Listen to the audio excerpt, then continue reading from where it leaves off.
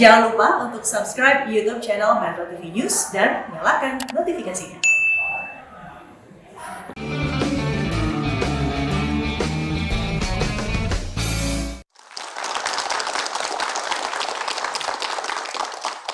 Kita lanjutkan ya. Mama waktu sakit ya, kemudian meninggal. Tapi sebelum meninggal katanya sempat minta maaf ya karena memisahkan kalian ya. Apa yang disampaikan Mama hari itu? Mama sebelum meninggal bilang kayak gini sama saya, Ren, maaf ya, Mama dulu pisahin kalian itu bukan karena Mama nggak sayang, bukan Mama gimana-gimana sama kalian, karena Mama itu punya alasan. Alasannya itu karena kalian itu sakit-sakitan, dan dari keturunan Mama itu kan punya keturunan kembar, dan entah bibi saya atau uwa saya dulu juga kembar. Mereka itu sakit-sakitan dari kecil. Mereka disatukan dari kecil, yang satu sakit, yang satu juga ikut sakit, dan akhirnya dua-duanya meninggal. Oh. Makanya Mama tidak mau saya dan kembaran saya seperti itu. Oke, jadi ada alasan kenapa waktu disampaikan sebaiknya dipisahkan supaya tidak sakit-sakitan, karena Mama punya pengalaman ya. Ada saudara kembar yang bersama-sama tapi akhirnya meninggal begitu ya. Baik, karena memang banyak cerita di mana anak-anak ini merasa marah pada orang tuanya, merasa dibuang gitu ya.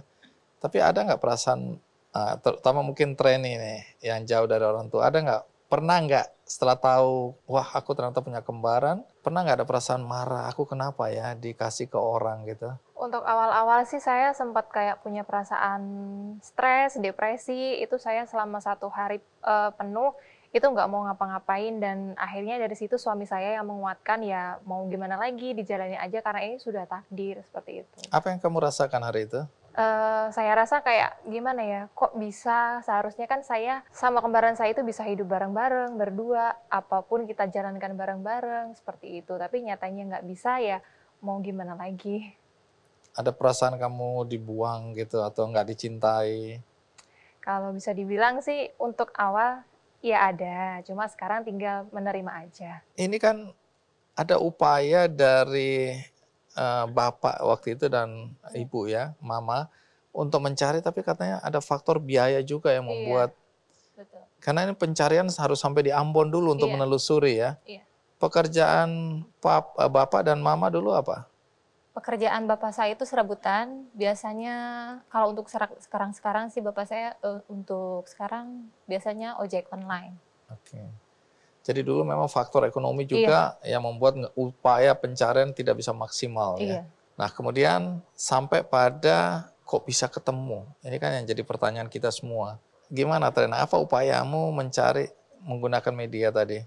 Media sosial. Iya, waktu itu saya pernah bikin satu video untuk mencari Treni dengan identitasnya Treni, identitas Bapak, identitas Mama saya cantumkan di video saya. Dan Ibu Rini saya cantumkan juga di sana.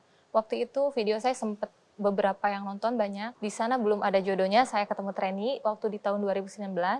Dan waktu itu juga saya beberapa cari di media sosial yang lainnya, seperti mencari namanya Treni itu nggak ketemu sama sekali. Tidak ketemu. Dan mungkin waktu itu saya tidak memegang HP, dan yang menemukan Treni itu tetangga saya dari media sosial. Karena dia melihat suatu video itu mirip saya, dan dia itu tahu kalau saya itu punya saudara kembar. Terus dia ceritanya gimana tuh? Katanya gini, kok ini videonya banyak banget yang nonton gitu kan. Ini Trena, tapi kok anaknya beda, kayak bukan anaknya Trena gitu kan. Dia langsung bilang ke saya, dan saya penasaran juga. Oh iya, ini namanya Fitri. Nah, apa sih namanya itu? Treni Fitri. Iya, Treni Fitriana dulu kan. Oh iya, ini mirip banget sama aku. Aku lihat-lihat kan video-video dia. Waktu itu saya hubungin kakak saya gitu kan. Saya belum berani menghubungi dia. Saya hubungin kakak saya, Kak, coba lihat deh, ini orang mirip saya apa enggak. Dan di sana kakak saya pastiin dia itu benar adik saya apa enggak. Dan waktu itu kakak saya yang pertama kali hubungin dia. Tunggu, di video itu training lagi ngapain? Bikin konten-konten biasa aja gitu. Tapi nggak ada urusan dengan kembar-kembar gitu kan? Nggak ada. Kamu hanya bikin konten. Nah kemudian waktu kakak ngontak Treni bagaimana? Mungkin Treni yang lebih bisa jelasin. Waktu dikontak oleh kakakmu, dulu kan kamu curiga ini bukan penipuan gitu ya? Iya betul. Gimana ceritanya? Awal-awal dikontak sih saya pikir orang iseng, soalnya banyak banget yang bilang saya itu mirip seseorang gitu. Jadi saya mikir, di dunia ini paling banyak sih yang mirip gitu kan. Terus dia itu masih kayak nyecer gitu, tanya-tanya nama orang tua, nama saya gitu kan. Tapi ya lama-kelamaan saya juga nggak tega buat nyuekin dia karena Tapi waktu dia nyebut nama orang tuamu kan persis banget. Iya, betul. Kamu udah mulai gelisah di situ ya? Iya. Oke, terus? Ya dari mulai situ saya dikasih sosial medianya Trena, saya coba lihat kok bener ya mirip sama aku. Terus abis itu saya coba untuk diskusi dengan suami untuk lihat ini apakah bener mirip, dan ternyata emang suami sendiri bilang iya mirip kamu. Oke, terus apa yang terjadi kemudian? Setelah itu saya diem di kamar, diem untuk mencoba untuk memberanikan diri untuk bertanya dengan ibu.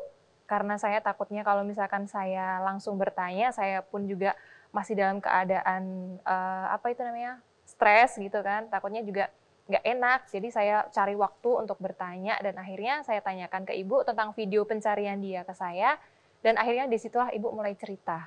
Ya benar, kamu bukan anak ibu, kamu adalah anak dari Bapak Enceng dan Ibu Eno, dan memang kamu bukan anak yang ibu lahirkan. Terus setelah itu juga di situ ibu mulai jujurlah kalau memang saya memang dari kecil hanya anak yang diangkat seperti itu. Gimana perasaanmu mendengar itu? Perasaan saya setelah mendengar itu lega. Karena selama ini saya banyak yang bilang kembar tapi saya ngerasa nggak percaya. Terus setelah diyakinkan oleh ibu sendiri pastinya luar biasa dan lega banget. Nah terus setelah itu apa yang terjadi? Siapa yang mengontak siapa? Abis itu kita mulai komunikasi, saya telepon sama Trena, kita mulai video callan, dan setelah itu mulailah kita sama sekeluarga itu mulai saling berkenalan dan mulai merencanakan untuk bertemu. Oke. Ibu angkat mendukung? Iya, sangat mendukung waktu itu. Bapak angkat masih ada? Sudah meninggal. Oh, oke. Jadi ibu angkat mendukung? Iya. Bahkan apa tadi? Bahkan waktu itu yang mengajak saya untuk ke Tasik adalah ibu. Oh, bahkan yang mendorong? Iya. Jadi ibu angkat ini nggak takut dia akan kehilangan anaknya ya? Sudah tidak. Dan orang tua angkat ini, Bu Rini dan Pak Misranto ini orang tua yang mencintai kamu ya? Iya, betul. Sayang banget ya? Iya. Jadi nggak ada isu bahwa orang tua takut ditinggalkan atau kamu tidak dicintai sama seperti anak yang lain ya? Iya. Kamu mendapatkan cukup kasih sayang. Betul. Luar biasa ya. Oke. Nah, di sini ada ayahanda tercinta, Pak Enceng. Boleh tahu sedikit nggak? Ini kan tadi Trena agak lupa-lupa peristiwanya. Kenapa sampai kemudian dititipkan? Pada saat itu anak ini selalu sakit dan sakit selama dalam 1 bulan itu Pak ya. Nah setelah itu saya mungkin dengan ibunya berusaha untuk mencari pengobatan dengan cara bagaimana. Kebetulan saya ketemu dengan orang pintar di sana, orang asli orang Seram Pak ya di sana. Katanya ini bukan berarti ya, bukan artinya harusnya dipisahkan dulu anaknya ini supaya tidak menular sakit-sakitnya itu gitu Pak ya. Akhirnya saya berbicara dengan kakak saya yang bertugas di Kobi Sontak sana, kebetulan dia kan anggota polisi di sana. Katanya udah Mang, gini aja dikukut sama saya 1, kata kakak saya itu ya. Kemudian yang satunya lagi itu udah aja titip aja nanti Pak Ustadz Ibrahim gitu. Singkat cerita, beberapa hari kemudian datang Pak Misranto dengan Pak itu yang Pak RW sore-sore. Datang ke rumah Pak dengan ucapan biasa-biasalah silaturahmi. Akhirnya anak itu dibawa sama Pak yang Rini dibawa gitu, ya. Ya.